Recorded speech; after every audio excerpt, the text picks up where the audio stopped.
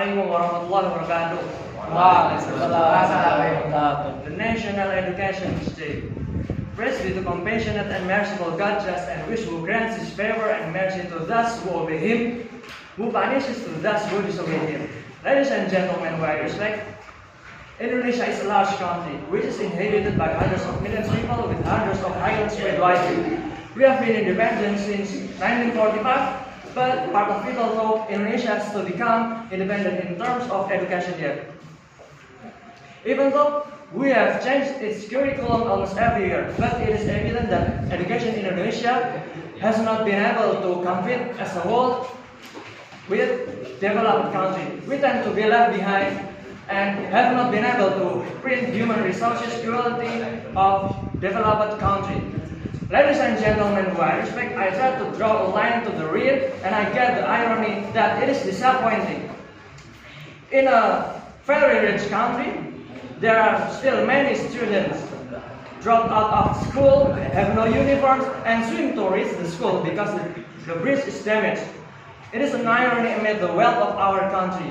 A child who has not getting an education, of course, they will have difficulty in achieving a better standard of living in the future. You've noticed a lot of poverty arises from ignorance, and so much crime is arising from poverty. Ladies and gentlemen who I respect, education is major key to better country.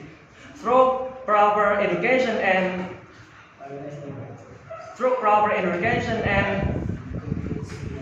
comprehensive, we are able to bring high quality human. We are able to bring high quality human resources, eradicate poverty, ignorance, and crushing. As students and teachers have diligence, sincere, and keep trying without relentlessness. We are a rich country. Indonesia is supposed to have best education. Don't give up on the fate of our nation today, and continue to fight for education, to fight for independence of education.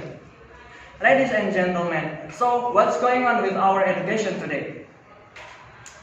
The level of education depends on one thing only.